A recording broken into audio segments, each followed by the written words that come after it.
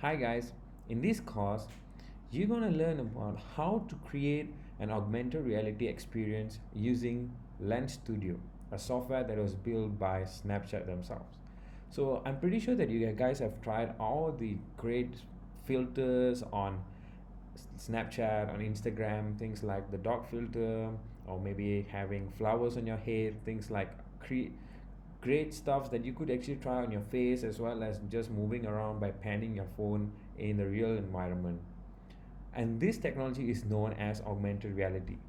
So in this course, we're going to create our very first augmented reality experience, or known as lenses, using Lens Studio. So before we could get started, let's get this software downloaded. So you just need to go to download and just click on download, and here you just need to check on the system requirements. So you can see that I'm using Mac, so obviously I do have a better what you call spec. So you gotta, if you're using Windows, do check the specs and see if it is compatible.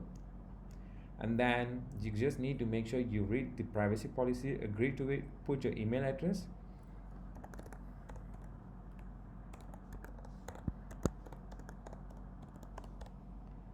Just put this, and then I can download for Mac. And this is basically, if you are using PC, you can just download for PC.